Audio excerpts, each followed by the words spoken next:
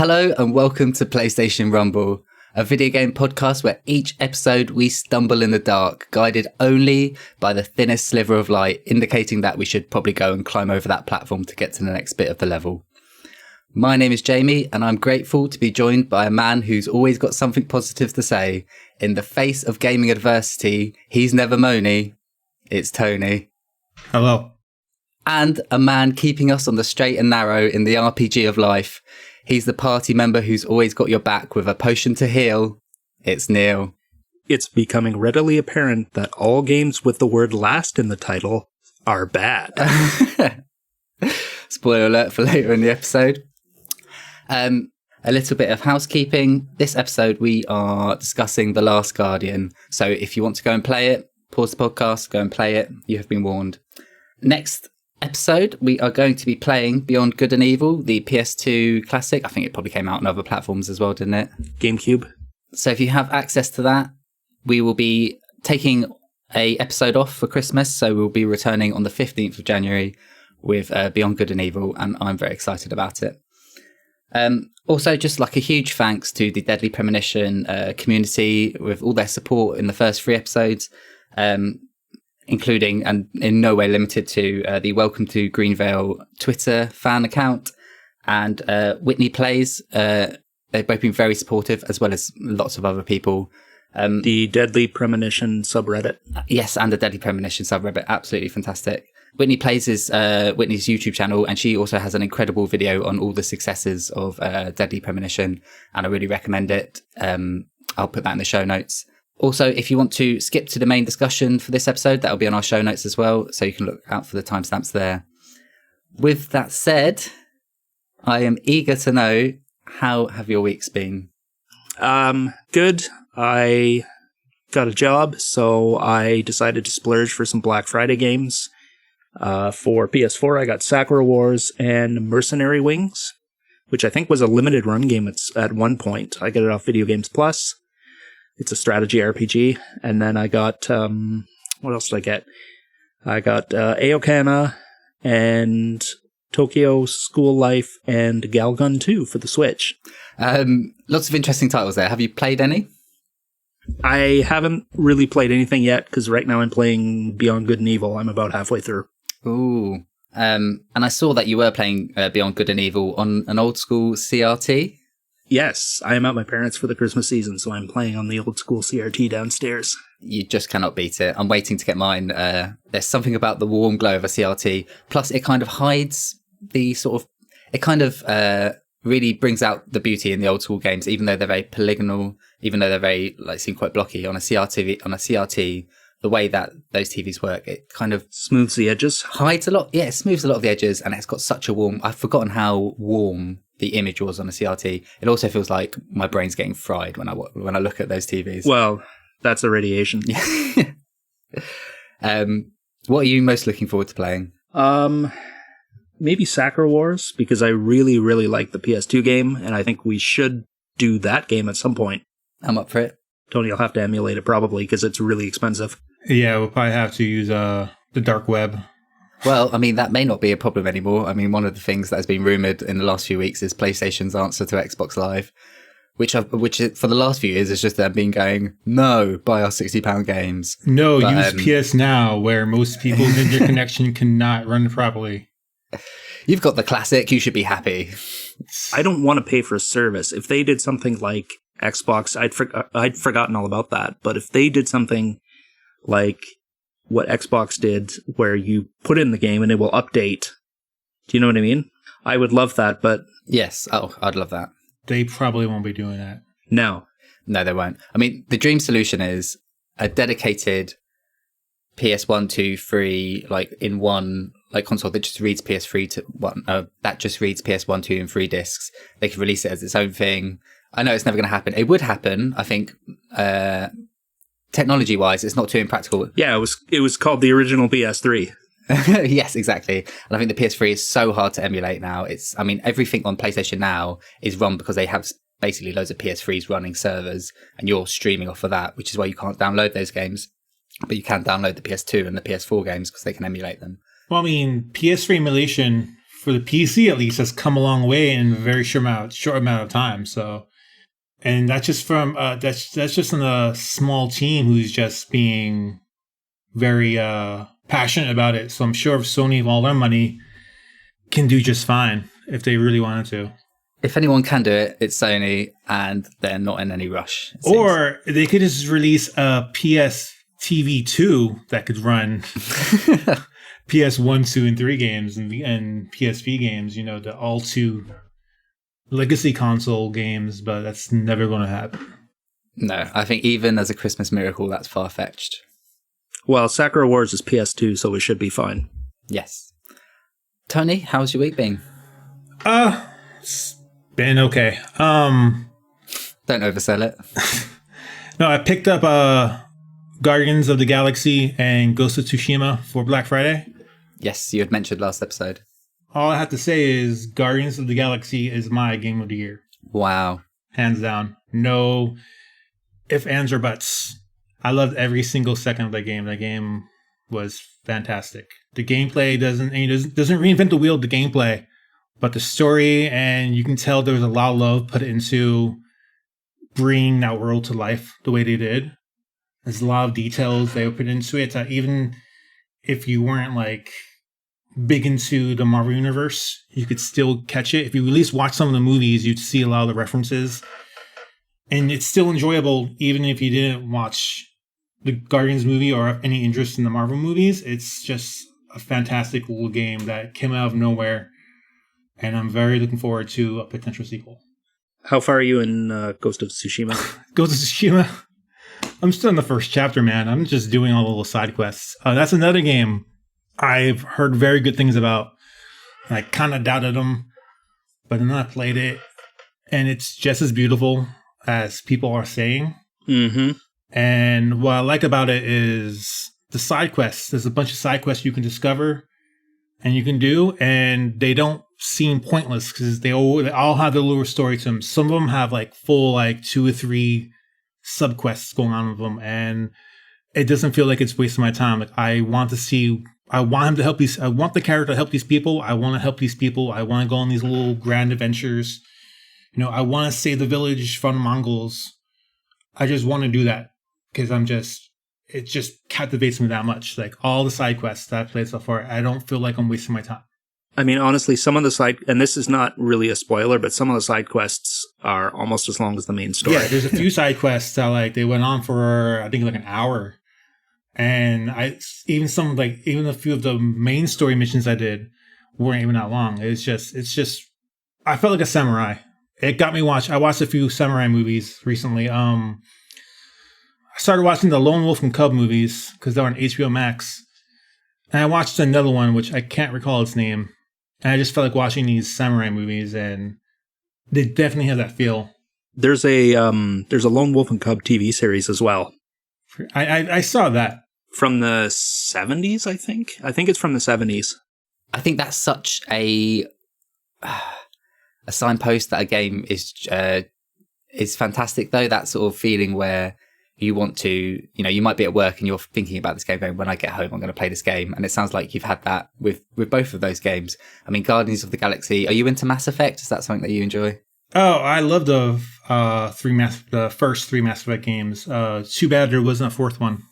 Well, I mean, it's coming. With the exploration, it kind of felt like, I don't mean to beat a dead horse, but kind of that Breath of the Wild feel when you're just exploring and you stumble onto something, and maybe it's like you seek a little question mark and you want to see what that is, and you climb up there and it turns out to be a 2-hour adventure. It's fantastic. When I do eventually get a PS5, I probably will play through it again just to get the extra visuals.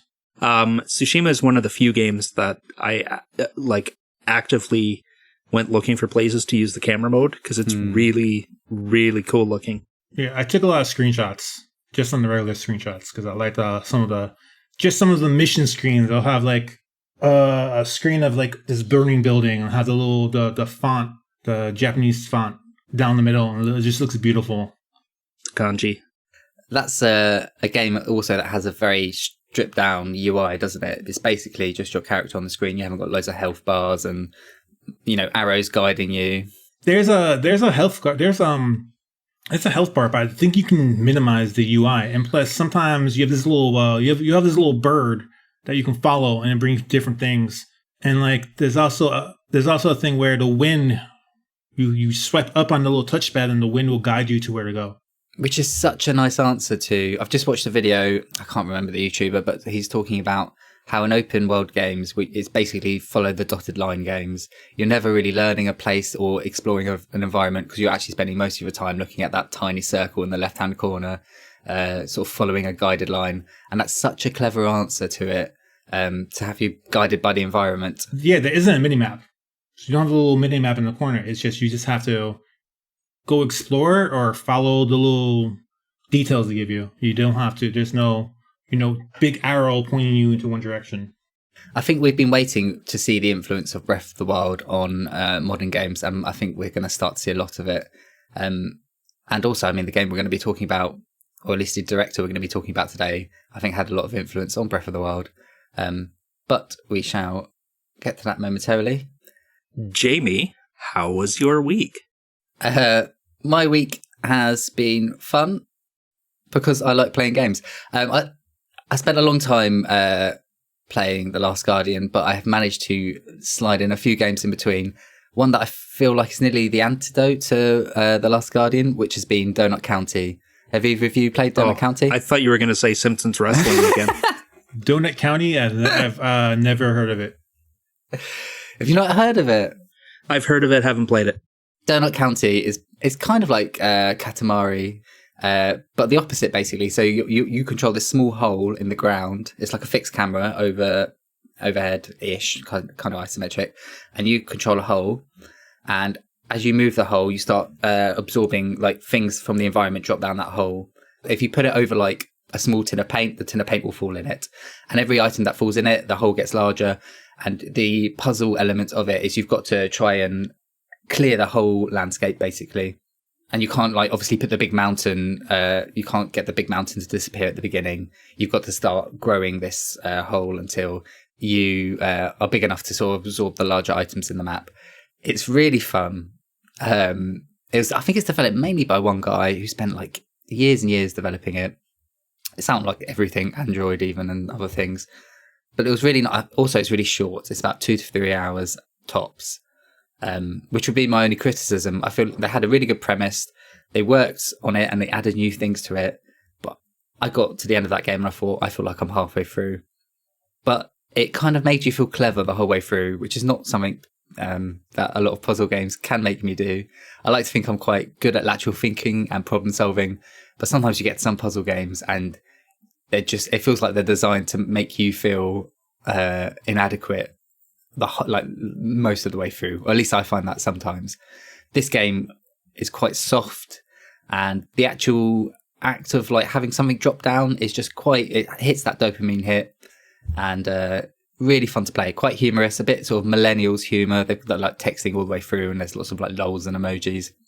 But yeah, I really recommend it. It's been a lot of fun. I think there's a store in town near me that has it, so I might try and check it out after Christmas.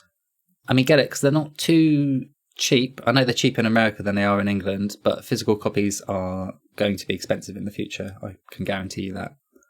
There's only going to be one piece of game news this week because it's a big one. Your friend of mine, Jeff Keighley. It's not my friend. Has just presented the Game Awards. It was a big one. There is a lot to talk about here, but I thought let's start with the awards because I think we're only going to sort of flag up a few things. A Tales of game getting the best RPG is a fucking farce. I wouldn't know. I was voting for Cyberpunk because someone had to. Yeah, I'm surprised that Tales of Arise. It was kind of, I don't know. That's more of a Neal topic. Was SMT5 nominated for that? It was. That's gonna burn, Neal. That's gonna burn. I'm not a Tales fan, so Tales games are garbage.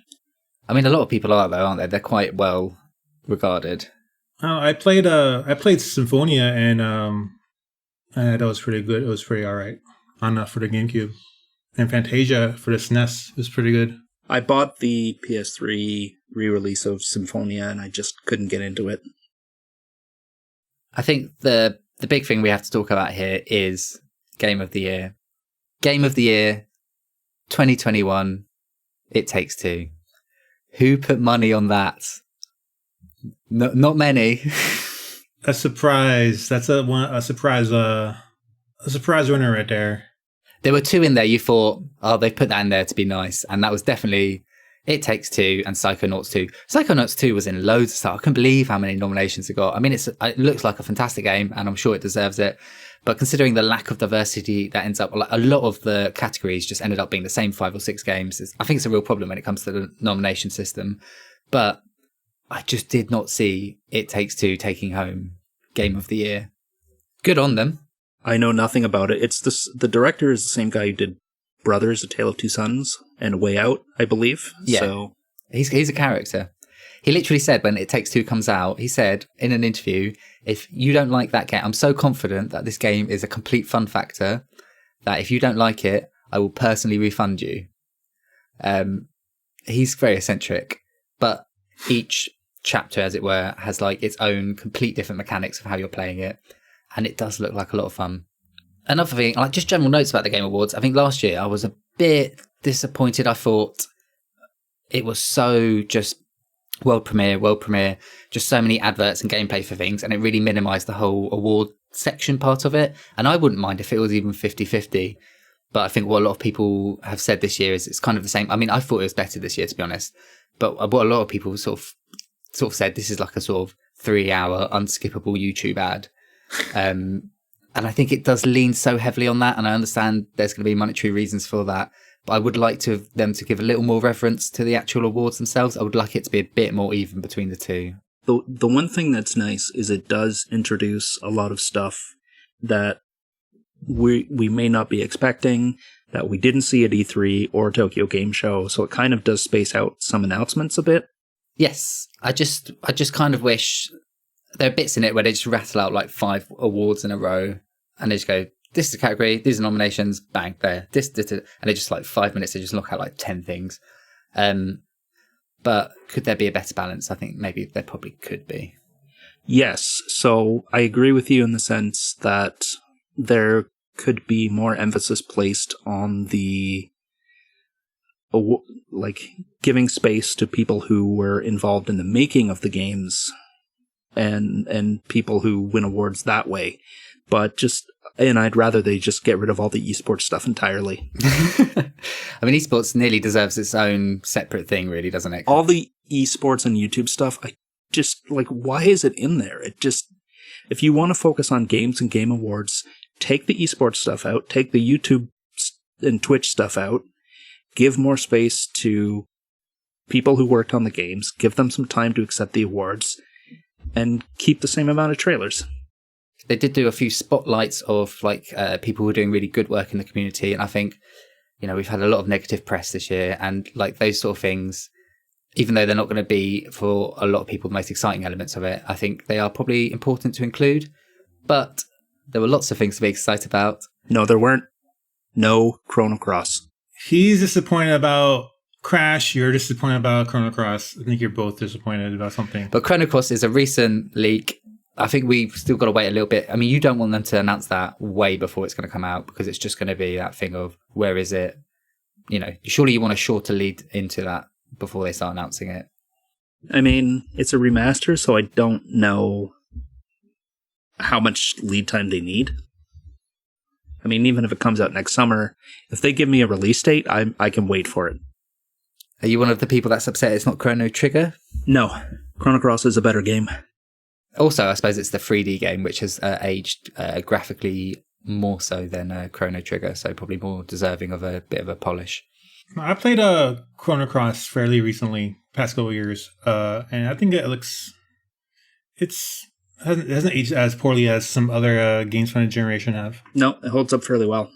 The Chrono Cross soundtrack was the first thing I ever bought on my first trip to Japan, so I have sentimental ties to it. Things we were excited about. Alan Wake 2, it's about damn time.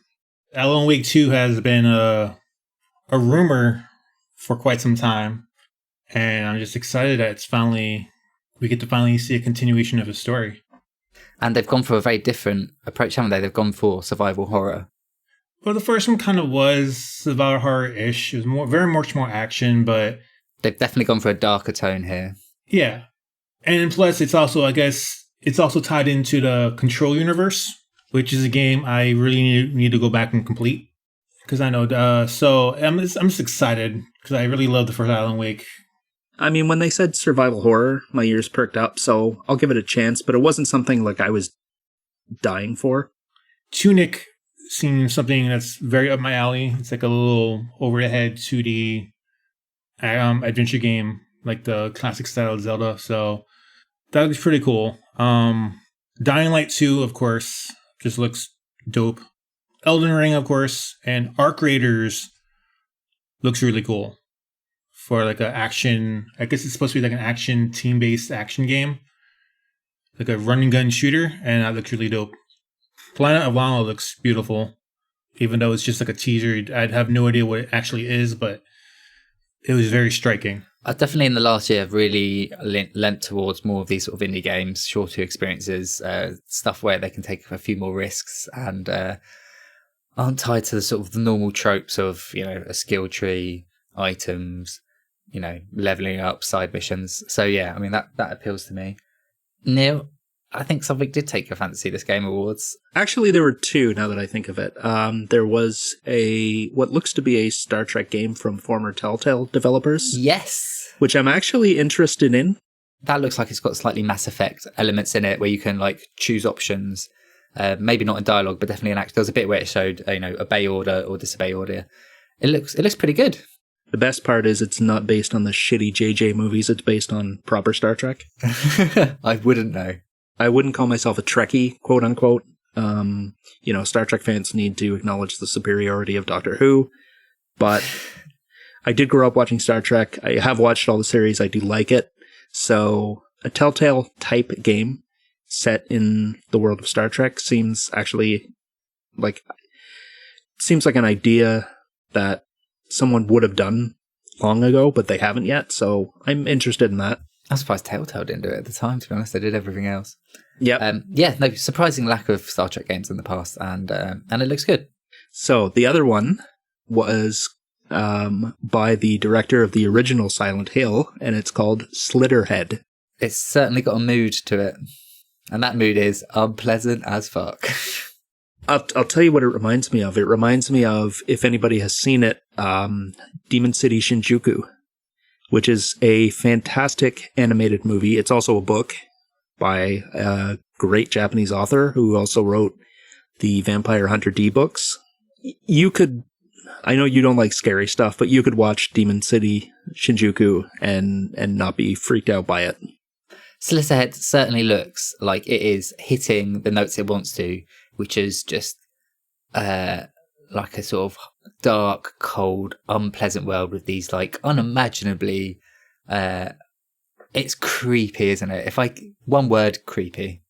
I saw that trailer and I'm like, this is the game for me. Somebody reached into my mind while I was sleeping and just pulled out ideas and just said, let's make a game for him. Do you remember when the text came up at the beginning and it was like, so Silent Hill came out and people going, and it goes, and the guy who made Silent Hill was doing something else. And I think that was such an unfair way to start that, because people have just been waiting for Silent Hill for a very long time. But I think it'll probably serve a lot of fans who have been waiting to play this game and have something to be excited about. I laughed my head off when I saw that, because so many people were expecting a Silent Hill, because Guillermo del Toro mentioned it during the awards. He said something about, I hope there's a Silent Hill remake coming soon, or something to that effect. It felt like that script had been written for him, because he read that off so coldly. So Slitterhead, whatever system that's for, is it's going to be mine. I wasn't very impressed by the trailer. I found it it didn't do it for me. How dare you? Maybe that seems like a good teaser trailer. So maybe when there's more footage and it's more put together. But the trailer didn't really. I got nothing from it. It's very 80s anime is what it felt like to me. There are a few things that, to be honest, there were more things than I initially thought that took my fancy. I was nicely surprised by Cuphead DLC. We have been waiting for that for a very long time. I think it's going to be quite a large DLC. I think it's going to be a lot of the game again. I don't know if either of you have played Cuphead. That was my true gaming boasting moment last year in the summer when, it was first lockdown. We were at home for a long time, maybe less challenged mentally than you're used to being if you're working all the time, going out into the city. Cuphead gave me for one weekend like something to strive against, and I really enjoyed that game, and I'm very excited to see that the DLC is coming out on PlayStation as well as Xbox. I've been waiting for a physical version on the Switch for ages. It was supposed to be released last year, I thought, so I'm still waiting for it. I was very surprised to see the announcement of a game by a little studio called Telltale. Pretty sure they went under in a pretty bad way for their employees, but I don't know if they've been... I know they got another company bought them out, or at least bought out the rights to The Walking Dead so they could finish that story. I didn't realise Telltale was actually still a going company. Yeah, they collapsed and then another company helped revive it. And so they've released, or they had announced The Expanse, which is a original Amazon series, which I know nothing about. It's a series based on books that I think it was a TV series on Sci-Fi Network, and then it got canceled and Amazon saved it. I watched, I think, the first season, and it's pretty dope. I actually want to go back and finish it. I mean, the series actually looks quite good. Also, it looks like they've done what they needed to do, what Telltale needed to do ages ago, which they were on the verge of doing before they collapsed, which is actually change their engine, update a bit of the gameplay, because they've just been resting on that same The Walking Dead engine for so long, and we all got a bit bored of it.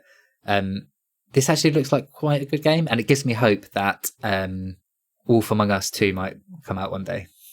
That's what I was thinking of. I'm like, did they ever finish Wolf Among Us? Because I started playing some of that. No, they had plans for 2. A couple of other honourable mentions. I will say, just because it's notable to me at least, the Dune game that's coming out is supposed to be an RTS.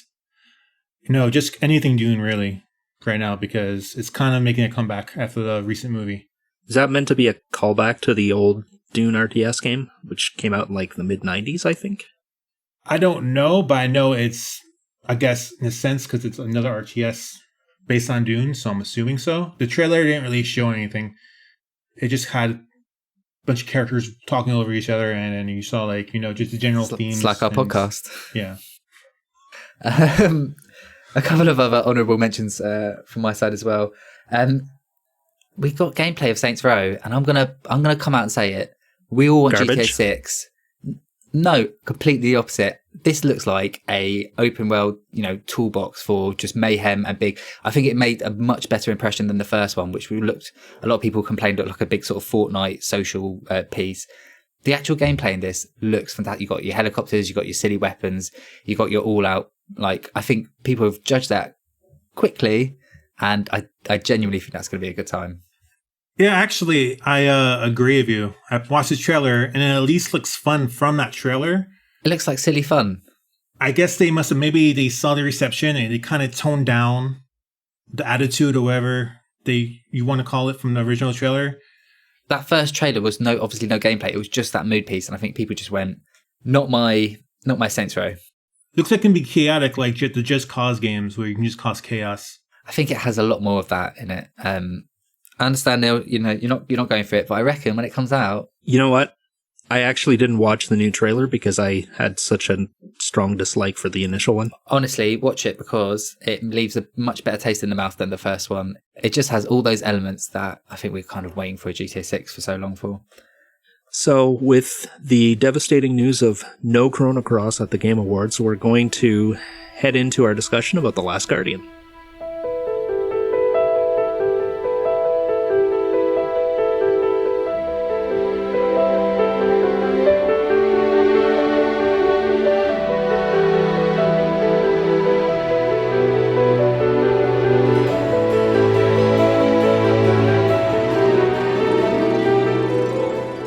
This week we're going to cover The Last Guardian, which is a action-adventure game with a rather sparse narrative, kind of a narrative you kind of just, gain as you grow your relationship with the characters.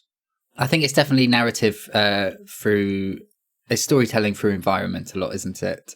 It's probably apt to talk about the development of this game and the games that went before it. It's made by Team Eco, which is spearheaded by Fumito Ueda, who, I mean, he's a really interesting man. He started life studying as an artist and went and tried to go into art as a career, only to find himself ending up in games development. He did some work on Enemy Zero for the Sega Saturn. I don't know if that's a favorite of any of yours. Don't know it. I've played it before because Warp made it, and they made the D games, which was a very cinematic type of game. The first one was on PS1 and PC, and I think Sega Saturn. And D2 was one of the flagship games, I guess you could say, for the Dreamcast. Yeah, I have both. They're great. And then in the late 90s, joined Sony Computer Entertainment as a developer with Japan Studios and formed a team called Team Eco and made a game called Eco. I don't know if either of you have played it. Eco was one of the games that made me want a PS2. Wow. Because remember, I saw like a review for it or something. I loved the art style and the whole action adventure type thing. And when I finally got the PS2, like years later, is one of the first games I got for it. And it does have a very distinctive art style, hasn't it? I mean, when it came out, I can't imagine a lot of games that looked like it. I think this is where you're really getting his education and art kind of shine through. Yeah, did you play Eco, Neal? Eco was one of the initial batch of games that I bought when I bought my PS2. If I had to describe it, it would be like Zork, but 3D. It just had that feeling where you're kind of exploring on your own. Yes. And again, it was sort of environmental puzzles based and about relationships. And as we're going to see, that's like a theme that he deals with a lot in his games. There's a narrative between all three games that's kind of in the background because all three games are in a certain way. Eco, Shadow of the Colossus, and Guardian, The Last Guardian. There's a narrative there besides the narrative that's going on that you can kind of put together if you really look into the environments, which is kind of awesome. I kind of looked up some of it, and it's like there's a whole story behind everything that, like I said, if you just looked into it, they tell a story about something else that's going on in that world, which just really adds to the atmosphere of all of them.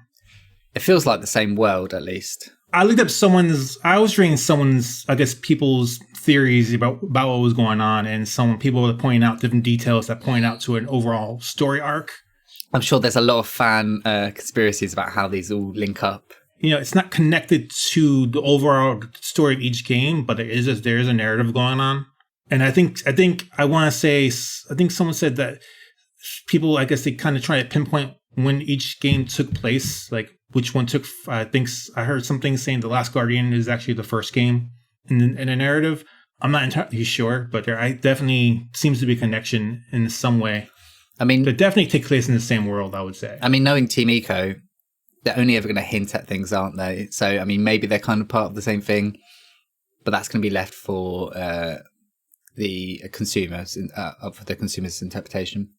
It sold okay, not gangbusters, but I think it probably did quite well for the budget that it was, and it was unique and it grabbed a lot of critics' eyes.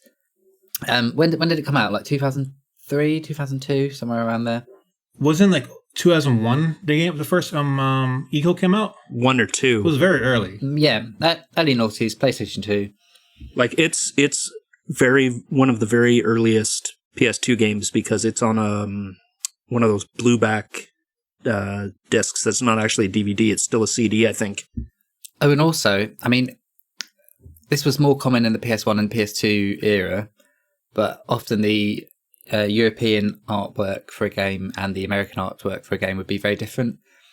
And you could really tell Like, I think the Europe were a lot more willing to be slightly more abstract in what the game. It wasn't just like man, gun, shooting. Like, it would be slightly more abstract. Look up the European box art for Eco. It's so much better. Yeah, I mean, that, if you saw like a whole shelf of games, that's going to stand out. Like, even now today, that would still stand out as Yeah, the US had a weird mishmash of faces. Yeah, like all the main characters, and it's not it was good for the time, but I mean, bless it, even then it was. It wasn't even good for the time, from what I recall. The European one was certainly like giving an artistic interpretation of how the game felt and what it was going to be like. 4 years later, we get Shadow of the Colossus, and this really resonated with a lot of people, didn't it? Mm-hmm. Yeah, that did really well, surprisingly. I'll have to admit, when I first played it, I wasn't a big fan of Shadow of the Colossus, because I hit every bug imaginable in that game. I just had so many problems. On the last Colossus, I fell through the last Colossus, and I fell all the way down off of him, and then he stepped on me, and I got very pissed off. I mean, it was very ambitious for the time. That's a huge landscape. There's no loading times. And it did have glitches, and the control scheme was mad. You could tell this was someone coming from the art world and not the game development world, because if X is not jump, I literally don't know what you're doing. Luckily, it got a fantastic remake. It did. I mean, they both got a HD port in the PS3, and then obviously, Shadow of the Colossus remade, which is the one I played, which is the one I'm still playing, because with that game, I really wanted to enjoy it, so I only played it when I wanted to. And if you get stuck on a guy, you get stuck on a guy. And I didn't want to look it up, because if you look it up, literally, what's the point? You're just literally coding at that point. You're just entering in the data rather than like solving the puzzle, which is the whole thing. And I had to look up a few. I've gotten to the... Did you really? I did. Go away. Some of them are really difficult. The one where you have to like do loads of platforming, where you have to like stand on a piece of stone and then jump to the next one while he hits it, and then jump. I don't think I ever even through both my playthroughs, from my original back in the day, and even when I played it, I think like 2 years ago, I played the remake. I don't remember having to do anything up. I don't remember having any. I had like troubles naturally trying to figure everything out, but I don't think I had to like beg for mercy and then look up a guide. Well, you're a better gamer than I. But yeah, I'm literally stuck on the penultimate boss of that game, and I just left it alone for a little while because I thought I will come back to it when I can. So I'm still 2 bosses away from finishing that game. So no spoilers. I mean, I know what happens, but already we're getting a theme, which is like atmosphere. The atmosphere in Shadow of the Colossus, I mean, we won't talk about it too much, but I've never had a game make me feel so lonely in a kind of beautiful way. It is just like you are there with your horse. What's the horse's name? Something. Aggro. Fantastic. And you're scaling these large areas, and you only have you're basically getting a bird's eye. You need to go in this direction. It's not going to be a map. You literally just, the light shines and you follow in that vague direction, but it's not always going to be as the crow flies. Just really enjoyed this game. How about you now? Loved it. I have played it on the PS2, bought the Japanese PS2 version just because the manual is really cool. Played it through when I was overseas, and then bought the PS4 remake as well. So I bought this game 3 times. I'm worth it. More worth it than the one we're talking about. Well, I mean, this is an interesting point. Then, in 2007, Team Eco announced The Last Guardian, which sounds like a very ambitious game, playing on some themes that we've seen before, but rather than climbing on the monsters this time, you have a companion sort of creature who you're going to traverse this world with. We got a E3 look at it in 2009, and from what I understand, they glued this trailer together. They tacked it on with blue tack and super glue. The game didn't exist yet. They were giving you a slice of this game, but the engine wasn't up to what they were trying to do. So they actually had to have the engine playing at a slow speed, half speed. They played through the little bit that they wanted to capture for E3, and then they had to speed it up artificially afterwards. That's how sort of intensive this game was on the engine at the time. But people were... Oh, I never knew that. I didn't know that either. Yes, and people were excited for it. Did you guys check it out in 2009? Were you there going... I remember, I think the teaser where you'd see the little kid in Trico, and I was excited because I loved Eco, and I was like the third one, and you're supposed to complete the trilogy, and they even released, the remasters on the PS3, I guess, in anticipation for the hopeful release of it. To have all three of them. I was excited to have all three of them on one system, and then that never happened. Yes, and that was his wish. It was supposed to come out on the PS3. I read that there was supposed to be a demo for The Last Guardian in the HD remasters, and they couldn't do it. Oh, wow. Oh, yeah, they were well not ready for that. If only Eco had gotten a complete remake like Shadow. Yes. 2009, E3, people were like, I'm on for this. And then we had 7 years of what must have been heart-wrenching anticipation for a game that continuously seemed to get cancelled and then resurrected several times. I don't think Sony ever officially said this is cancelled, but I think a lot of fans were going. They didn't. But I mean, 7 years on, you're thinking... development hell right there. Yeah. In fact, they had to stop at a certain point to start developing for the PS4, which Fumito was really resistant to at the beginning. He wanted this game to come out on the PS3. Only after seeing, the PS4 ownership was going up and the PS3 lifespan was dying, and only then did he kind of accept, okay, we're going to move this to the PS4. And interestingly enough, he said that Eco and Shadow of the Colossus had both turned out longer than he expected to develop. He thought they would be quick games, and they were not. So his aim with The Last Guardian was to develop something of really high quality in a short period of time. And he missed that brief. He missed that brief hard. Because he's overambitious, but that doesn't. It's never a bad thing. But literally what he said. And in an interview, I'm pulling this from Games Rant now, but in an interview he did say he would love to talk about some of the development struggles that went on, but he can't do that yet. And I think he said that in about 2015. So maybe we'll find out something interesting that happened there in the future. It'll come out someday. Yes. But then, 2015, E3, we're back on. It's coming back on, and it was announced for 2016, and people were excited. I think people were just amazed that it was coming out at all. I mean, also, think of the expense on that. Like 9 years in development, 9 years? 9 years in development. I mean, they're just lucky they got it out before Sony axed Japan Studios. And then it came out to I would say mainly positive, but slightly mixed critical review. Mm-hmm. Kind of landed, I don't want to say with a thud exactly, but it wasn't a bit of a muted response, I guess. Yeah, and I think some of the complaints were, we're going to talk about these things in more detail, but the floaty controls, obviously Trico, deliberately stubborn, but when you already have lofty controls, that sort of became a whole thing. They'll say, I guess they didn't like the way that Trico acted like a real animal a lot of the times, because I grew up with a lot of animals. I had so many cats and dogs, and that stubbornness.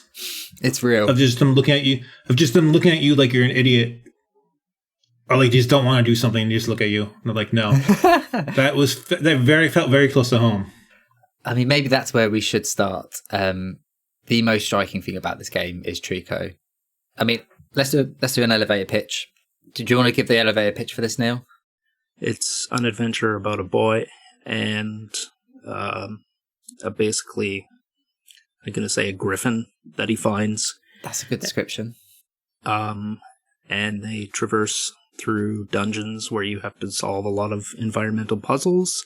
Yeah, I mean, I think that's it, isn't it? You're solving environmental puzzles, and you're with this beast called Trico. And I think one of the strong and weak points, depending on your opinion about this, is Trico, how he works as an AI. I mean, as an AI, there are incredible things that are going on there under the hood. But also this relationship that you do. But do you have pets, Neal? Had 4 cats growing up. I mean, I don't think this game would resonate half as well as it did if I wasn't like a pet owner. Like, it's bad because I was basically like, my cat would be on the sofa trying to get strokes and I was like shunning her away so I could get Trico to just like stand on a fucking ledge for once in her life. But like throughout the whole game, I think I felt more for Trico as a character than I have for maybe 95% of human characters in games. Yeah, at first, it felt like they intentionally made Trico stubborn. But as towards the end of the game, for me at least, he was doing things without me even asking. He was still, there's a few things just AI-wise or game-wise, it's just some things, maybe I just hit a bug. I would hit some glitches or bugs, and he just wasn't responding properly. But towards the end of the game, like the last quarter of the game, he was jumping up things. I didn't have to tell him what to do. I think there's like one part where he wouldn't do something. I guess I blame more of the level design than on the AI because I had to make him back out, go back down, and come back up to do something. But otherwise, he was doing a lot of things without me even telling you to. So I thought that was really cool. Definitely in the latter half of the game. Yeah, after a while, he just started doing things without me forcing him to, especially as you grew more of a bond and the game gave you more, saying, oh, you can do this with him now. And I think because the first 2/3 of this game, you really struggle with him a lot when he does, and we'll talk about this later, but when he does pull through at the end and you can rely on this creature that you have formed this relationship with, it just pays back all of that work that you've done in the first 2/3 of the game, and it feels like absolutely fantastic to be like working in tangent. At times it felt like an escort game, only you're the one being escorted. That's a good way to describe it. It's kind of like the reverse of Eco, where you escorted the girl, the princess. This time around, you have a beast that's trying to protect you. And I don't think it maybe even started off that way, because at the beginning, he helps you get out of the cave. So you meet him in a cave, you're on the floor, covered in marks, you don't know how you've gotten there. This beast is just like lying, chained, injured. I think he had the arrows in him. Yeah, he had spears in him. And you two kind of help each other out of this little jam, this cave that you're in. And then you're like, bye, Trico, see you later. And Trico's like, no, I'm coming with you. Did you feel like any sort of bond towards Trico, Neal? So I went into this game with no spoilers, and I steeled myself from the beginning of the game expecting him to die. You did think about it, didn't you? I didn't feel as much as emotional attachment because I was expecting him to die. Oh. So I was trying not to get attached because I didn't want the game to pull the rug out from under me at the end. That's maybe one of the saddest things you've ever said on the podcast. But, very true. Because the dog always dies. Just look at John Wick. There's definitely this sort of subconscious feeling that this is a journey and it doesn't end with happily ever after. When I was playing through this, I was going, there's no ending, which is me and Trico pop off to the village and live happily ever after. There is that feeling, isn't there? After the end of the Shadow of the Colossus, I was not expecting a happy ending. The ending was a lot less cynical than Shadow of the Colossus. And another thing I think that really fostered that relationship between you and Trico, I'm going to try not to say Eco for the rest of the podcast, but we'll see how it goes, is how he looks, because he looks incredible. They've really, let's just explain this. He's like a sort of mythical beast. He's like half, griffin, part cat. It's got this sort of platypus kind of, or duck feet. They're not called feet, are they? Flippers? Paws. Bits at the end of his legs. Paws. Yeah, yes. Does he have paws? I thought he's like sort of platypusy kind of. They are kind of claws, but they're kind of like webbed, aren't they? I think so, yeah. And he's got wings. And he's huge, by the way, compared to you. I mean, he's not like Shadow of the Colossus. What Shadow of the Colossus did so well was scope. When you walk up in that desolate, wide landscape and you see that first Colossus, I've never felt so small in a game. It's incredible. But in this instance, he is maybe like 4 times your height, maybe 3 times your height. Mm. He's big, but he looks amazing. His eyes My cat is like maybe the most depressed cat in the whole world. And, I struggle with like anxiety and depression, and I wake up every morning and I can barely pry myself out of bed sometimes. It takes every ounce of my, soul to do so. And I look down at this cat, and she's looking back up at me, and I look into her little sad eyes and I go, I know. Like, me and you both. And Trico gave me that feeling every time I looked in Trico's eyes. In the original trailer, Trico had more traditional eyes, but they're kind of like, it's nearly the absence of colour, just these sort of dark, hollow, sad eyes. Yeah, I was going to say I fell in love with Trico the moment I saw him. I saw, I was like, oh my God, I love this. Especially when you get out and then there's one part with like water, he's afraid of water, but then you get to one place and you make him jump in the water and he just starts swimming in it, he starts rolling in it, and I was like, oh, I love this animal. Yes, and one of the first things the game makes you do is take the spears out of Trico, so you are kind of like helping and caring for him and or her. I mean, it's interesting. Did you see Trico as a him or a her, just naturally? I say him by default, but I don't think it has I think it might be gender neutral, maybe. Him. I just, it's a boy and his pet. I assumed it was like a kind of male bonding story. Do you know what I mean? I think it can go either way depending on the person. I think it was open to interpretation. Yeah, I think they very much left it open and sort of said you're going to fill that in if you want to, and if it's not important to you, you won't fill it in. But I mean, man, just the way it would react to certain things when you give its canister of food, and Trico would just paw at it. I loved it. It was That's the second thing so you're in this cave, you take out its spears, and then you have to find some food for it so it can sort of begin to trust you. And at the beginning, you get this barrel, you put it next to it, and you realize it's not going to eat next to you. It doesn't feel comfortable. You actually have to back away a little bit. And as the game goes on, it sort of Trico feels more comfortable with you. Yeah, Trico actually, when I first put it down, he actually hit it, and it fucking flew across the cave.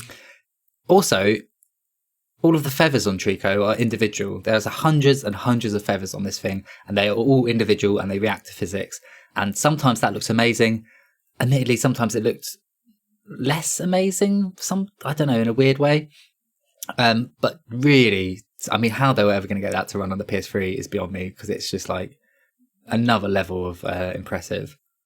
I think in general, just with its art style and everything, it's one of the best looking games on the console. I love the visuals. I love all the visuals of everything in this game. It's simplistic. It's not, high budget AAA, graphics galore, big and, it's not in your face about it. It's very subtle, very artistic, which, like you said, it makes sense with the team that made it. They're more artists than, game developers, I guess. But, I just think it looks fantastic. I just loved every second of the open areas and looking at all the collapsed buildings. I guess you could say a kingdom. I want to know more about what happened that caused everything to collapse like the way it did. And it's like that in all three of the games. It's like a collapsed civilization. Yes, it does share a lot of the environment. At least shares a lot of similarities with the previous two games, like a sort of ruining Aztec, temple kind of thing. What kind of irked me about it is that the environment felt like it was made on one engine. Trico felt like it was made on a completely different engine. Like the visuals nearly didn't match. You as the main character looked cel-shaded, which really jolted me out of the experience at the beginning a lot. I didn't think like that at all. Neither did I. I thought it all fit pretty well. I just thought I didn't belong in this place. It was just so different. The character design of the boy looks similar to the character design of the boy in Eco. I thought it all meshed well together. None of it felt out of place to me. How did you feel overall about the art style? Yeah. Stylistically, I agree with Tony. I mean, the engine takes hits and the graphics take hits just because I think there are remnants of the PS3 version in there, which I assume. So, but I mean, it's not something that the graphics were the thing I focused my complaints on the least. I mean, stylistically, no, but I mean, what I mean is like, I like Ueda's visual style. I think it's creative and I think it's original. So if there's a little bit of PS3 DNA that affects it once in a while, I can overlook it. Certainly the frame rate suffers a bit. And there's a bit towards the end of the game where you're kind of getting up the sort of precipice of this tower, and it starts to become dusk, even before you get to the top, and the sun starts glowing off Trico's feathers, and everything starts getting that sort of warm, sort of, 7, 8 p.m. kind of feeling. And I just thought that was so stunning. The way this tells plot is slightly different to a lot of games. I mean, the way this does a lot of things is very different to a lot of games. But you're not given a whole lot at the beginning, are you? As we've said, you started in this cave thing with this beast. But your objective is set really clearly from the beginning. You need to get home. And it looks like you're going to do that with the aid of Trico. Was that enough for you guys to stay motivated in the early hours of this game? There were very subtle hints of what was going on. Like, I guess in hindsight, looking back at it, because a lot of things like, Trico would go crazy and then he would swallow you and then you'd wake up and you're like, what the fuck happened? And then it's kind of revealed what happened at the end, which I don't know if we want to touch that now. Well, let's back up a little bit there. So after you've traversed a little bit and you form this relationship with Trico, you come to this weird sort of arena. It's got like it looks like sort of very futuristic space technology within this Aztec ruin. And it's this blue glowing thing in a cage. You go down there and Trico's a little hesitant to go there. And when Trico does go there, whatever is in this cage, this blue glowing thing, just trips Trico out completely. And Trico goes, Trico is on one. Starts stamping around, trying to attack you, and eats you. And the way they fade it to black, it makes you feel like, I've just lost that segment. I needed to do something else. I needed to get away. That's what I thought too when it first happened. In the setup of the game, I mean, you asked if that was enough to compel us to continue. I mean, it's an eco-like setup where you have a boy and he's in a dungeon and you don't know why. And he finds a companion and they're trying to escape. So, and you want to find out why the boy's there. You want to find out what the markings are. You want to find out about the companion and why it's there, what it is. So those are all the kind of general mysteries that it sets up at the beginning of the game, which are interesting enough to I think, make you want to find out what's going to happen in the story. I think in the very beginning, when you go to like the first open space, you would see Trico would start screaming. He would howl at the sky, and he would look like a tower, like something's there. Like you just want to know like what's going on with that. When he goes into this arena and he eats you, you then get a very weird, trippy, what feels like a dream sequence where you're traveling. You can see the sky. Something sort of happens. You can see yourself kind of like huddled up, like you're in a sort of womb position. Then you get like this feeling of like people maybe marching with you, taking you somewhere. It's all very ambiguous. It's all very dreamy. And then you wake up and you're fine. You're just next to Trico where you left him and he's asleep. And you nearly think nothing of it or nothing more of it at that point. You just sort of continue on. Also, I know this is a game mechanic, but somewhat integral to the plot. This is shortly after you meet these sort of guards, which seem like animated, like stone statues, but as soon as you go near them, they start animating. And they are another part of the problem solving. They will come to get you, and once they've grabbed you, they will take you to a door. And if they get you to go to the door and pass through it, you're dead. It's similar to Eco. I think you'd have like knights or spirits or something. I can't remember what they are. They would grab Yorda. You'd have to protect Yorda from these things that would grab her. It's kind of like that, but in reverse, because you'd have to solve the puzzle so Trico can get in and destroy them so you can not get taken captive. I nearly hate time restricted puzzle solving, because if you have a puzzle, that's fine. Let me crack away at it. If you put like a limit on it and stress me out, I really didn't like that. And I thought, I do not want to fight these, these entities. But lucky enough, you don't, because you're too weak. And actually, this is a big part of the game where you're relying on Trico. You guide them to Trico, and he goes for them.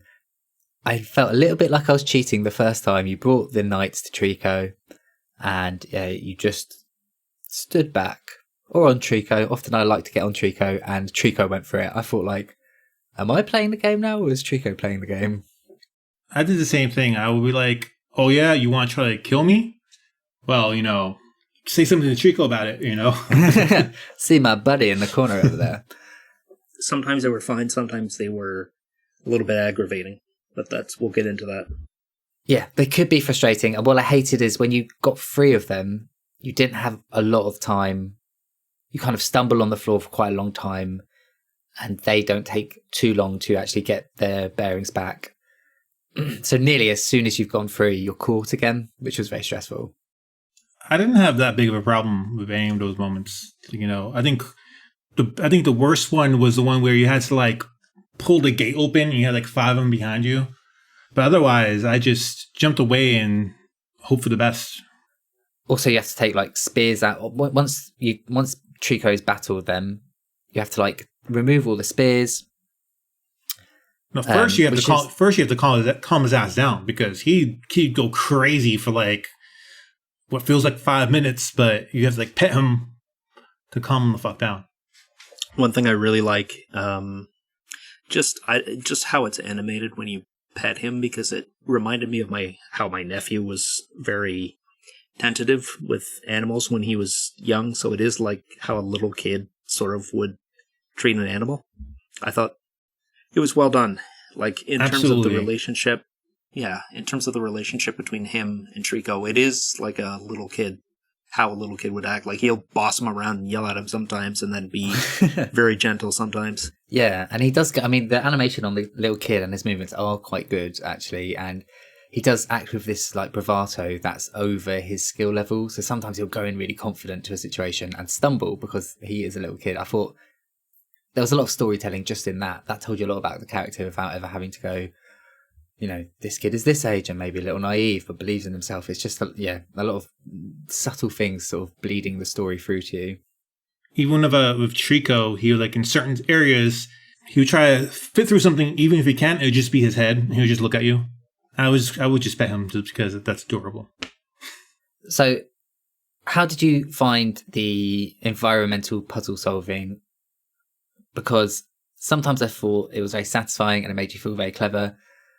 Sometimes I didn't get it, and sometimes I did get it, but it was so, like, Trico was so awkward with you, or maybe the controls were actually sometimes, not as good as you'd want them to be to actually solve the puzzle. So you come up with the right idea, but it's actually just not working because Trico is an inch to the left when he needs to be an inch further. How did you get on with the puzzles in this game? What you described is exactly what I felt sometimes. Sometimes I felt the puzzles were fine. They were designed well. There was one particular puzzle. I think it's the one where you push the mine cart off the bridge and you have to get him to jump over you so you can grab his tail. And I could not get him to jump over me. And eventually I just looked it up on YouTube because I couldn't. I knew that's what I had to do, but I couldn't, no matter where. Like, I literally spent about half an hour going one step forward and calling him, and one step forward and calling him, and I couldn't get him to move, and I couldn't figure out. I had the same problem in the same spot. I thought he had to drop his tail so you can climb back on top of him, and he wouldn't do it, and eventually he just fucking jumped across, and he was just like, all right, I'm doing this now. So that was one of 2 parts in the game that gave me a problem. The other one was when you went to that cave with the 2 underwater segments. He just didn't want to go underwater for me, no matter what I did. I had to, like, trick him into. He would go underwater, but without me, and he'd come back up. And I just had to trick him into letting me grab him as he went underwater. I wonder. Obviously, later in the game, you actually Trico will stop until you give him a barrel of food. Like, he'll just completely stop and you have to go and find a barrel of food. But you can find barrels all the way throughout. And I wouldn't be surprised. I mean, particularly in the Shadow of Colossus, there's loads of mechanics and like collectibles and things that you can do, which you just would go a whole game without ever knowing, and they don't explain it to you. I wonder if you're finding these extra barrels throughout the game. I know there's like a trophy for finding them all, but I wonder if there's any relationship to how stubborn Trico acts towards you and how much you're feeding him. I thought the same thing, so I tried to find as many barrels as I possibly could. Also, one of the things two things I really struggled with. Sometimes the environment, it nearly feels like everything is climbable and nothing is climbable. Like, you would often get paths that would lead to nowhere just because you managed to clamber up on some ruined bit of rocks. Quite early in the game, there's a bit you get to where there's like 3 little doors, kind of like tunnels that lead into this main tunnel, and there's like blue smoke coming from it. And Trico loves this blue smoke. He pokes his head through the door with the smoke, wherever the smoke is closest to. And if you move the barrel, the smoke goes to the next door, and he pokes his head through that door. And I got stuck on that for so long because I kind of got the idea of what I was supposed to do, but I just didn't see that the vines on the rocks were an actual climbable bit of the game. They just looked like background art to me. Tony's looking at me like I'm a fucking Wally. But it just looked like background art. And equally, there were some times when I thought, I can definitely climb that, and you couldn't. It kind of nearly had a sort of Breath of the Wild, but actually you're not allowed kind of feeling to it, which stumbled me a few times. I know what you mean, and I remember that part specifically, and I think I found those by accident. I don't think I had a Tony's problem. going to say he found it fine, yeah. I don't think I had a problem with that part, from what I recall. But there are a lot of one of the things out of my notes, there's a lot of, false pathways, but a lot of those pathways is where you do find the barrels. Sometimes I would follow a guide with it, but mainly doing what you were doing, Neal, which is like, I know how to do this. I just need confirmation that this is the right way because I've been trying it for half an hour and it doesn't feel like Trico's playing ball. And about 50% of the time when I watched this person's playthrough of the game, they had achieved the same goal, but actually used a different method or gone a different way. And if I'd never seen that, I would just assume there's only one way to play this game. But for a lot of the puzzles, there's like more than one way to skin the chicken. The second thing I had real trouble with was literally just climbing on Trico. Climbing on those Colossi in Shadow of the Colossus nearly feels more comfortable than climbing on Trico. I don't know if it's because he's a bit smaller, but it's awkward to get up his legs. It's long to get up his tail. You nearly turn into tank controls when you're climbing on him. Like, particularly if you're on his head and you're facing towards the camera, you turn to tank controls. If you press forward, he's going to walk into the screen because that's the way he's already facing. I found that really difficult. I found that fine. I was getting off Trico sometimes that I had a problem with. Oh my God, getting off Trico. Do you know when you have like a sweet wrapper that's like made of thin static plastic and you're trying to throw it in the bin and it just keeps clinging to your hand? That is how I felt. I was that piece of plastic on the candy that was Trico. I just couldn't get off him sometimes. Yeah, I had a problem with climbing him. I kind of understood why it could be difficult because he's a wild beast. And sometimes when you had to climb him was when he was going crazy in his little berserk mode. There's a few times where I was just like, come on, kid, just jump, get off of him. And he wouldn't. And then sometimes I would jump, and then I think there's like 1 or 2 times where I would jump and I would like jump off a cliff by accident to my death. That could have so easily been solved with holding X means you fall off Trico. Because what you would do is you'd press X, which is let go, and then you'd catch the next bit of Trico on your way down, and you'd have to do it like 3 or 4 times. One of the last things I found really hard climbing Trico is particularly in small spaces. This game shines in the big, wide, open sky environments. When you were in some of those tunnels, that camera, I swear I was inside Trico. Yeah, sometimes you can't see a goddamn thing. Yeah. Sometimes it's like, and they're not trying to foreshadow what's happening later in the game. Sometimes I was just literally in the belly of that beast and I was going to stay there for like 3 minutes. As far as troubles go, I think that was it though. I think the one thing I had to do is, which you spend the first half an hour, half the game playing, is learning what the game wants you to do to solve puzzles. Because it's not like every single other puzzle game in a certain way. Do you kind of get what I mean by that? I think so. It's asking you to solve puzzles using a certain part of your mind, and you end up tuning into that, I think, better as you go along. I don't know if it was a me thing, but there's times where I thought he had to do one thing and it was the exact opposite. Like there's one thing where there was a switch and I thought, and I would spend like the longest time trying to get him to jump on this wall so I can get to this switch. But all I really had to do was climb to the bars of the gate. There was a lot of that. Oh, and also there was a lot of, this is kind of like the best, for me, it's like the best sort of puzzle solving. And you get it a lot in games like Inside.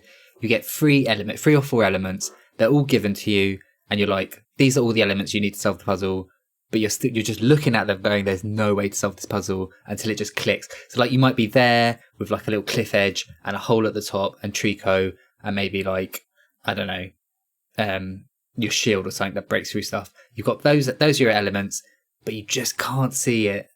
You just can't see how they fit together in a way to actually get you through the next bit, and then it just clicks, and that makes you feel really smart. Yeah, there's definitely moments where you had to observe your surroundings. Like there's one thing where you're just stuck on a pillar, and you just have to figure out Trico can't go any further, and you're just like, what do I do? You just have to look around, and like you really just climb down on his tail and have to jump, do like a leap of faith to get to a ledge or something. So that was always fun. The issues I had with the puzzles were related to controls and controlling Trico. I thought the puzzles themselves were fine overall. How did you find controlling Trico then? Like you, sometimes it was fine, other times it was a pain. Not consistent, which was the problem. The further I got, and I don't know whether this was my controller or what it was, I had more trouble controlling the boy. A lot of times I would try and get him to run, and he would just sort of stand there and do that stupid foot-to-foot pee dance that he does. You know what I mean? Yeah. And there were a lot of times where I was having trouble progressing through the game because especially when guards were chasing me, and I just couldn't get him to run. And I tried my controller on multiple different other games, to see if it was a problem with the controller or the stick or whatever. And I had no issues with the other games. And it just seemed to be this dead zone where I couldn't get him to run properly.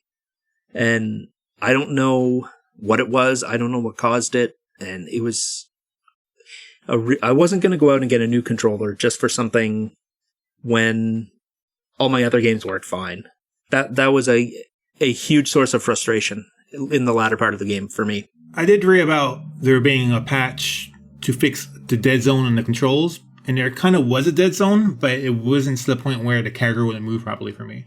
Maybe if you got like a tiny amount of drift on your controller, but it's not usually picked up by the dead zone on most games. If this had a very small dead zone, it's possible. That's I'm figuring it was something like that. When I saw the trophy list, I realised that there were a lot of things that I'd missed out in this game because I just wasn't, because I just wasn't explicitly told them and I didn't work them out enough. Collect all the boys' costumes and equip them. Excuse me? He's got different costumes? I think the costumes can come up through your second playthrough, I want to say. I might be wrong about that. Maybe. I wasn't finding any threads. I didn't find any. I didn't find any costumes, and I always looked in every corner when I could. Hit suits of armor with 20 or more barrels or pots. Not once. Not once did I hit them. Cling on to suits armor's back for 30 seconds. You can cling on to their back. Ingenious. Never thought of it. Defeat 10 or more suits by removing their heads. Yes, I knew you could move the heads. I think I think the game. Oh, you did? I think the game tells you at one point, or I think I grabbed them. I'm pretty sure it doesn't. Or I might have done it by accident, but I knew you could do that because you could grab the heads on the ground. You could grab the heads on the ground. I didn't realize when they're on, you could take them off. No, I think when they're knocked down, you can grab the heads and pull them off. Paint Trico's entire body with what? The paint that's hanging around.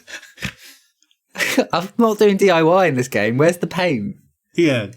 Move 10 meters while carrying 2 or more stacked barrels. Now, the barrels is something we're going to have to talk about because it was hard enough holding one of those fuckers. The worst bit in this game for me was the enclosed areas, particularly when the camera was, doing what, not coping with a small area.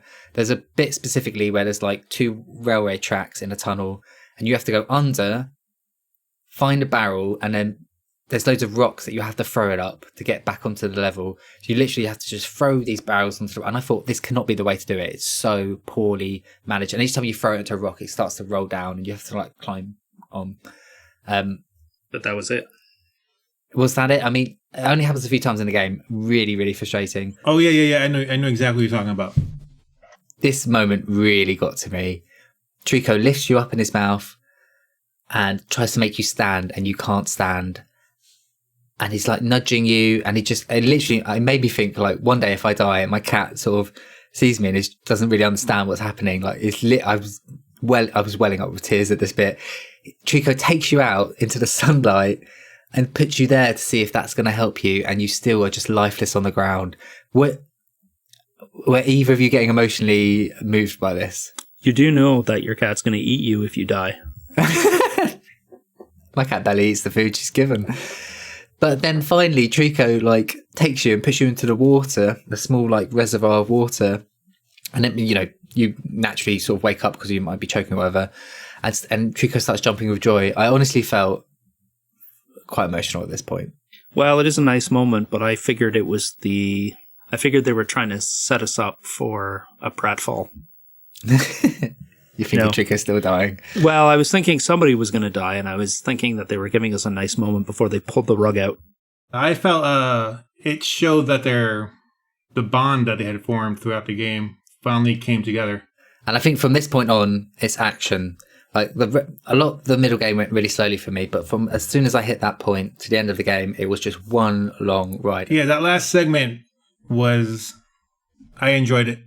That was like everything fully came together between you and Trico, and you both had to have each other's backs. Yes, there's a real reciprocal nature of Trico fighting to defend you, and you having to help him do that. I died a few times in this battle, and I was so glad of it because it's like, here's a bit of combat challenge. I don't really want it in the game, but it turns out when they did it really well, it just was a really good part of the game. You defeat all of them. You go inside, and it's getting very sort of white stone Aztec, but with a weird glowing sort of thing. You solve a few more puzzles to like make this lift go up. So you basically go into this dome, and you have to use your shield to shrink this ball of light. So I guess you have to like climb on top of it to get to the top of the tower. It's getting a bit sci-fi here at this point, isn't it? In a weird way. Yeah, you finally get to the roof with Trico. Well, it looks like a radio tower. Yeah, yes. It kind of is. It does. It looks like the RKO radio tower. It kind of is a radio tower, it turns out. And you have the sense that this is the summit. This is like the core of what's making all these bad things happen. It's like the overlord thing. When you get to the top of the tower, you're about to face this final battle, and you don't know it yet. But you've climbed to the summit of this tower. You can see the whole environment is basically a huge valley, and you've had to climb to the top of this tower just to try and get out and back to your village. And you get to the top, and Trico's just sat there looking at the sunset. And you have this wonderful moment where you just go and stand beside him or climb on him and just watch this sunset. And a bunch of giraffes walk by, and everybody loves it. Did you not feel at this moment, Neal? I did, but I was, like I said, I was expecting him to die. So I mean, I'm expecting him to die any second now. That's how beautiful this moment is. Just a relief of having got to the top of this tower, and then this beautiful lighting effect, which is amazing, the way the sky's sort of made. The transmitter starts transmitting, and Tony, what happens next? You see a bunch of Trico-like beasts fly towards the tower you're on, and they vomit children into his little machine, and then the barrels come out. Yes, you realise that they're feeding this machine with the corpses of regurgitated children, and that's what Trico was trying to do to you at the beginning. And that's what you've been feeding Trico. Does it produce barrels afterwards? Yeah. Wow. Oh, that's a bit dark. That's why I was like, holy shit, I've been feeding him my friends. Soylent Green is people. And I've been involved in this process. But that's what Trico was trying to do to you, wasn't it? To come and feed the beast, which was like controlling everyone. And it explains why he vomited you out. This is another moment where they kind of start, when all these evil Tricos come, they kind of start sniffing Trico out, but they don't initially have a big problem with him. It's only when one of the beasts starts getting aggressive to you that Trico starts making really aggressive moves to defend you. It's another time where he's just going to stick out for you, even though it's going to put him in peril. It has a cool little bit where he starts fighting all of them, and you grab on top of one of the evil ones, and he just flies around until you finally get back to where Trico is. Yeah, that was very Shadow of the Colossus. And the fight is quite barbaric, isn't it? They are kind of ripping into the Trico at this point. Yeah, they're like destroying him. And one of them rips off the end of his tail. Yes, it bites it off. That is horrible. That is really getting you there in the emotions at this point. It might grow back. But then the tail gets ripped off and it falls into the the machinery room, and you use your shield to destroy it. And then when you destroy it, all of the beasts become tame again, and they all just kind of fly away. I didn't get this bit because they seem to lose their spell of this big, the Master of the Valley, but some of them just start backing away and just start falling off the cliff, and some of them just start falling out of the air and dying, but not all of them. It's weird. I didn't completely grasp what was going on there. It might have just been the sheer confusion. Might just have lost consciousness. And then I think at the end of that, you're kind of like unconscious, aren't you? Well, I think you get hit by one of the Tricos. Like, you get batted around a bit, don't you? I think, doesn't like the tattoos fully cover him or something? And then he kind of passes out? But either way, once you've defeated the Master of the Valley, this big glowing orb, you are out cold. And Trico does, and this is a nice bit of foreshadowing from earlier, Trico sees that you're dead or like lifeless and picks you up in his mouth and takes you to the woods and tries to sort of make you be alive again to no avail. And then, for the fourth time, he eats you. From remember, he swallows you and brings you back to the village. By flying. So, I mean, one big thing is... Yes. He goes from the big centre of this tower and flies for the first time properly to take you away from this valley. And all the villagers come out and they start naturally freaking out. And Trico kind of is aggressive, but he has I believe he vomits you out. And then he starts becoming aggressive because the villagers think he's there to cause chaos. And then as you're being carried away, you have to scream at Trico to go. I mean, my heart's pulling. I thought this was the point where he was going to die. I thought they were going to kill him. Yes, definitely. And then he reluctantly left, which depressed me because I wanted them to live happily after again. So yeah, like he's being attacked by the villagers, and you say, I realise at this point the only way to save him is to tell him, and you're kind of just waking up from this unconsciousness, and you go, Trico, and you sort of point away to tell him to go. And I think that was nearly more effective than him just dying. It was so sad. He basically tells Trico to go, and then it's the end. And then you get the credits. That's the thing. It does a fake out. I remember watching the credits, hoping there was more. For some reason, I watched the credits. I didn't actually think there was going to be more. I thought it was going to leave you in that space.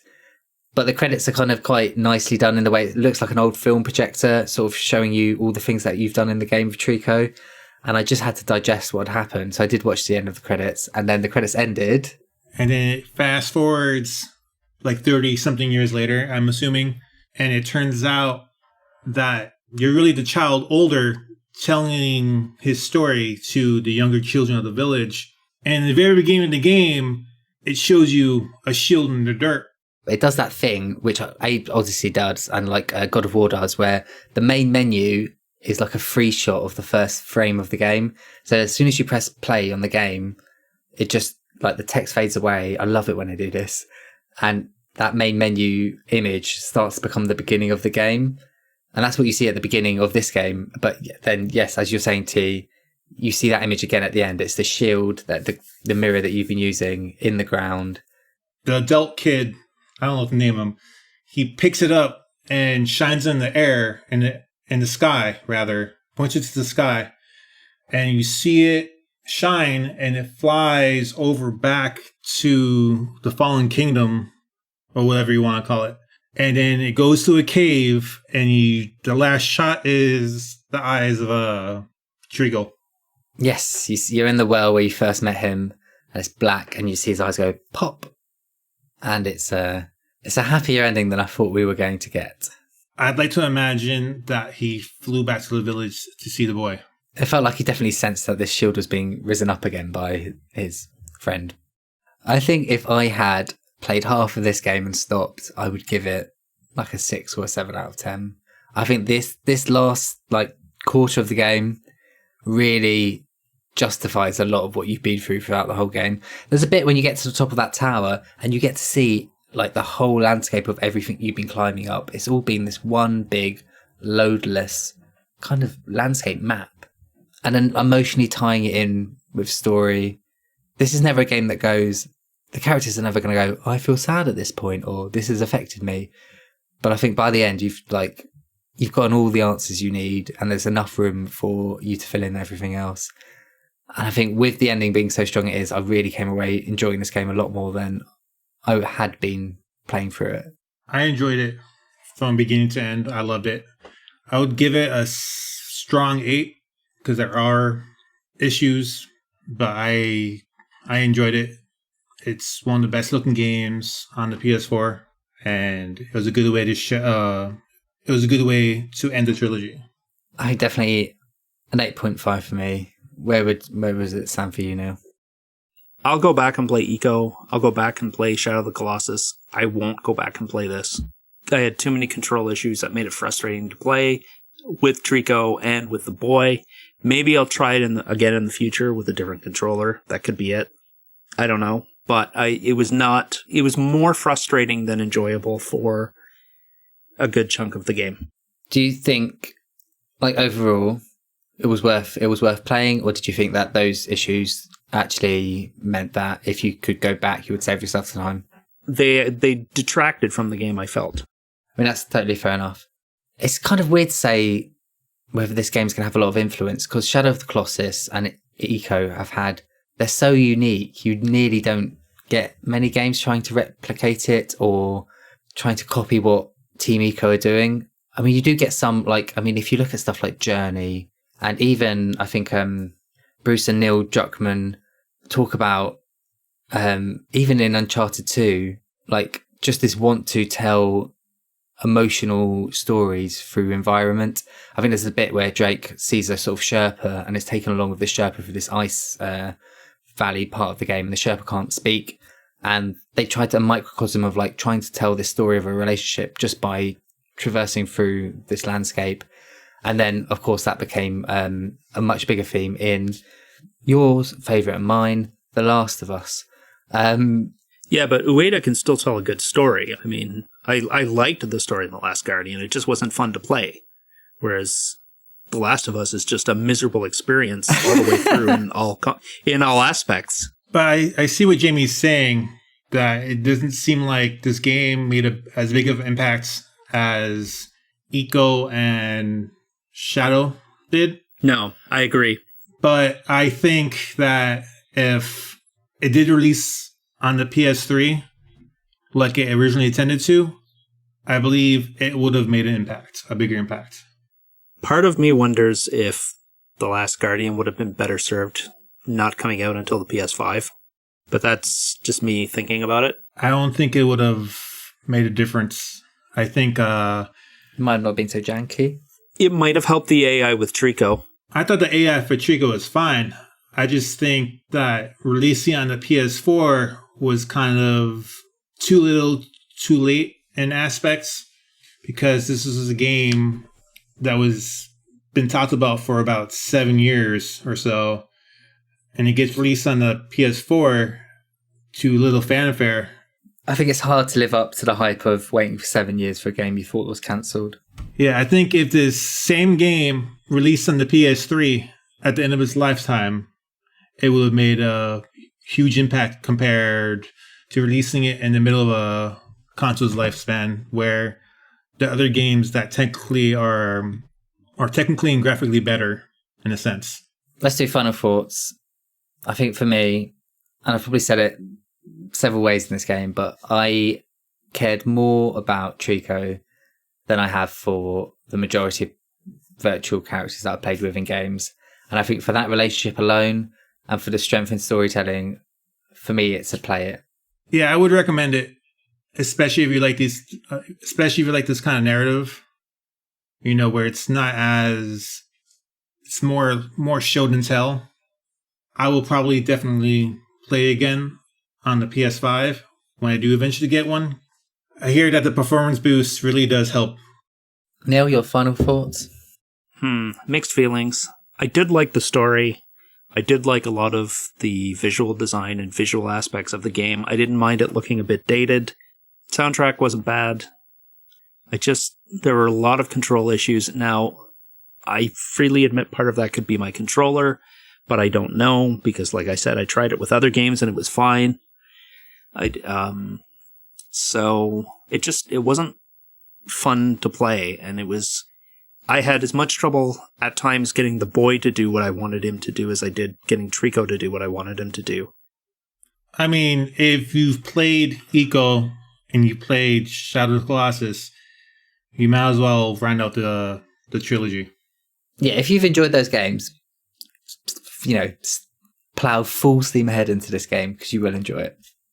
So that is our discussion for The Last Guardian. Tony, do you want to tell us where people can reach us on the socials? Hey guys, if you have enjoyed our little conversation about The Last Guardian, be sure to follow us on Twitter at PS Rumble. And if you have any kind of questions, comments, or what have you, drop us an email at PlayStation@gmail.com. So our next podcast will air on January 15th, and we will be discussing another game with a much waited for sequel, Beyond Good and Evil. And that's all from us, so thank you for listening, and goodbye. Bye. Goodbye.